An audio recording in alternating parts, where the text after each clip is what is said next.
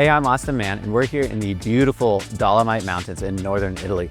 We have been playing with the iPhone 17 Pro camera system over the last few days, and we've had a blast. We've been cycling and hiking and paragliding and all over the place, all while playing with the new telephoto options and also dual capture. We also found a couple of hidden features that no one really is talking about. So I'm excited to share all of that with you. Big thanks to our sponsors who make this video possible. First of all, our bespoke tour operator, Dolomite Mountains. They have coordinated a perfect adventure for us, and we've always been in the right place at the right time. And Lux Optics, the maker of Halide and Kino, the very best manual camera apps for iPhone and the ones that we use all the time. So 4 or 5 years ago, I picked up cycling, and of course I've been shooting for decades now. But the obvious answer for capturing my cycling experiences has always been the iPhone, because it's so compact. It can fit in my pocket. I can operate it with just one hand, but it keeps getting a little bit better. And in the last couple of years, you know, we got the longer telephoto lens, the 5X, and of course the better ultra wide. But this year, there's a couple of new features that really lend themselves to capturing the cycling experience. So first off, the dual capture is actually quite cool, because I can capture this amazing landscape around us here in the Dolomite Mountains and also get video of myself, so I don't have to kind of turn the camera around all the time.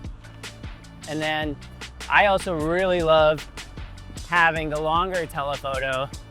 Well, I like having the 4X telephoto at 48 megapixels. And then also the 8X, just being able to really punch into the top of some of these mountain peaks.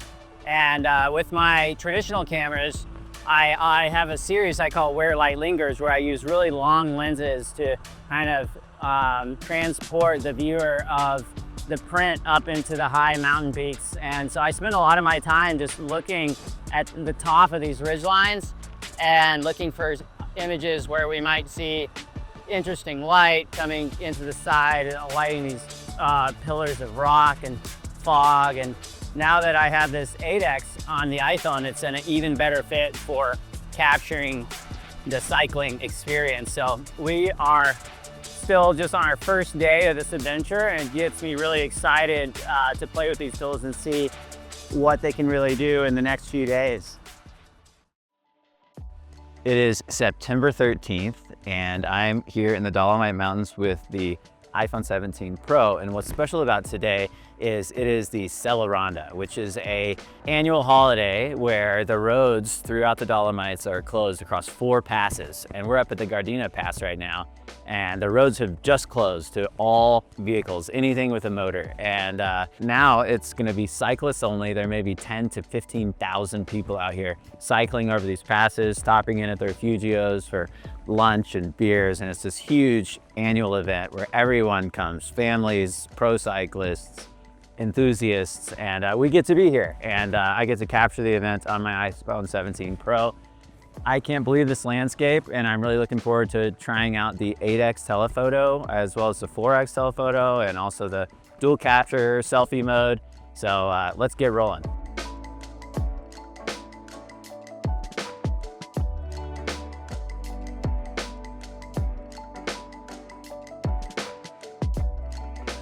All right, we just finished our first pass, which is the Campolongo. We're at 1,850 meters. We climbed about 1,000 feet or so. And it's just so fun. Like, what a special moment to be able to experience these mountains with no cars on the road, just a bunch of cyclists enjoying the outdoors. And I was playing around a ton with the new selfie mode that is like center stage and allows me to capture the whole group with a selfie, whether I go horizontal or vertical. I got some really nice shots. It was fun to play with. And now it's time to grab some breakfast at the cafe and then enjoy our first descent. Got a strudel.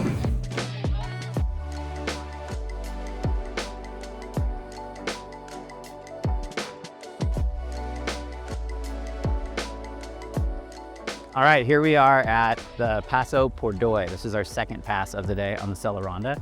And it's midday, we got a little bit of sunlight up here. It's really pretty. and thought I would try the new selfie mode. So I reached out my arm and kept the phone vertical, and I had Doug, Taylor, and Christian all around me.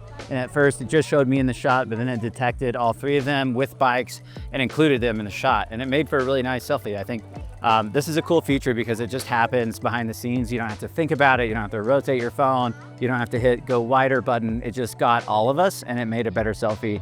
And I'm a fan of that.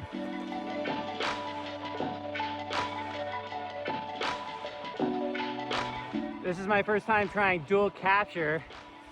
We've been cycling all morning, been mostly in the clouds, looking at these amazing views, but the sunlight just came out, and thought I would try this feature. So looks like I can move it around down to the bottom corner if I want, which I think I like it there better.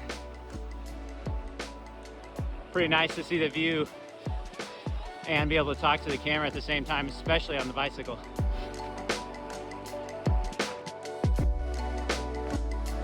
All right, we are in the thick of Sella Ronda. We are at Paso Sella. This is our third climb of the day, and man, the views are amazing. The culture and the community is amazing. I'm hearing languages from all over the world. Just super diverse group of cyclists out here. And it's just like super fun to be in a world where cycling is so common culturally. There's bicycles everywhere and all the hotels have bicycling accommodations. And so it's just been a blast to meet all these people and to get to experience this amazing place with each of them.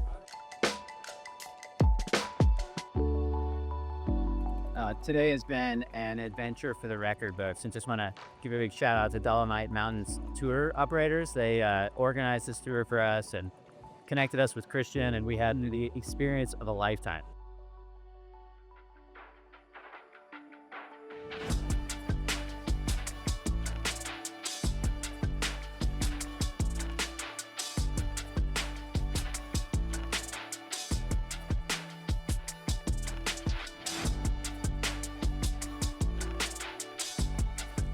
All right, we're on our way up to the Franz Kostner Refugio, up above at the top of the Dolomites here, and we've got a beautiful view off that way of the Marmolada Glacier.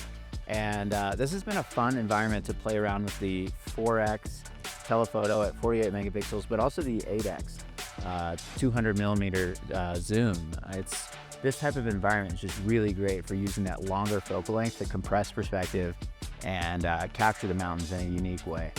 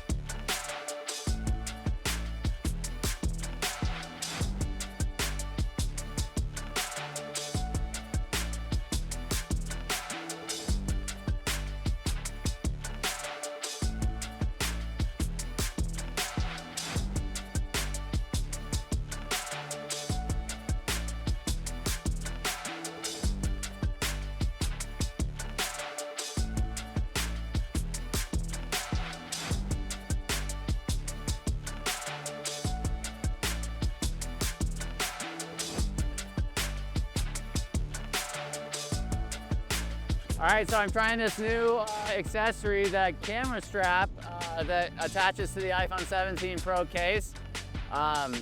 Perfect way to use it out here because obviously I don't want to drop my camera, and it works pretty well. I can imagine using this quite a bit.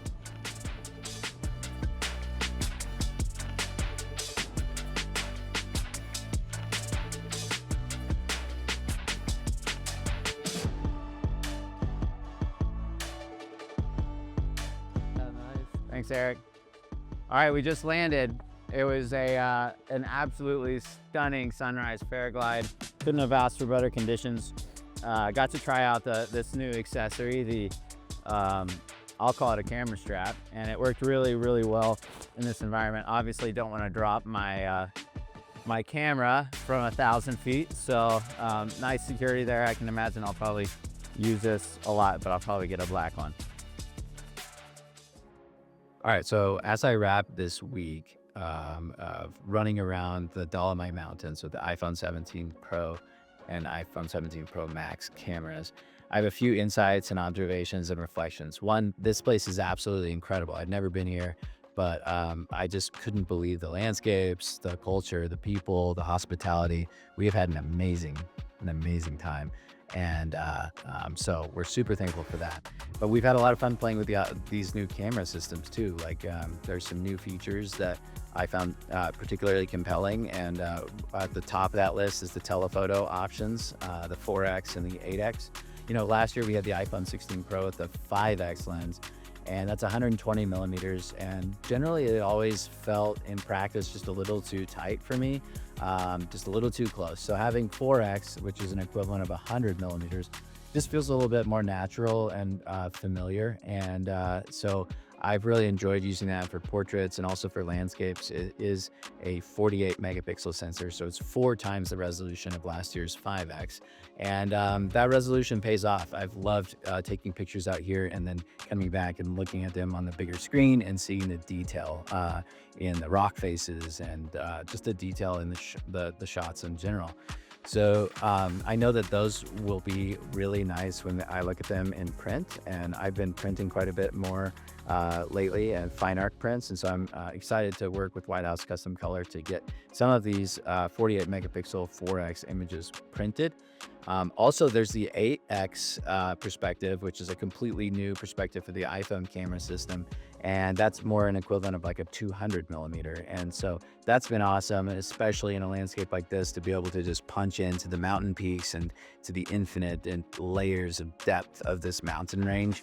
And it really helps you kind of isolate all the distractions and just get exactly what you want. And so it's a fun new perspective as an artist to play around with, and one that I use quite often when I'm working with my Sony or my Hasselblad. On my Sony, I'm using my 100 to 400 all the time, and it's specifically so I can compress that depth and kind of get rid of distractions and transport the viewer into these little portions of the world around us. And so it's been fun and rewarding to pay off to play with that 8X perspective. Secondly, I want to talk about photographic styles. So photographic styles are something that really grown on me this year. In fact, I've been using them so much that I barely ever use Pro Raw anymore. And the reason is photographic styles are super smart, semantically aware styles that know what is in your picture, whether sky, people, foliage, and it adjusts the image based on what's in your image. So it's not just a one size fits all filter where you just drag sliders and it affects everything the same way. Instead, these are multiple variables moving in and out at the same time based on what's in your picture, and it's almost hard to articulate and understand exactly what's happening. But what I do know is when I start playing with styles, I like my iPhone pictures better, and I would encourage you to do the same. This year we got a new style called Bright, and it's an undertone, and undertones are one of the categories of photographic styles. The other one is moods. Undertones are more designed and optimized for pictures with people and specifically in preserving skin tones. The other category is called moods, which is more designed for just general landscape. It works well with people, and it's a little bit more dramatic and stylized. So this year, Bright is our new style. It's an undertone, so it's more optimized for skin tones. And I found that it works quite well with people. I tested it on a couple portraits, and there might have been like shade on their face, and it could brighten their face while still maintaining the accurate skin tone, but then also while I was doing that, it still maintained the quality and the highlights in the sky without blowing those out. And so I actually decided to play around a little bit with it on landscapes as well, and I found that it kind of brightens the foliage, and it's a really nice new effect, and one that I think I'll be using quite a lot. A little bit of buying advice as you think about upgrading from whatever device you're on.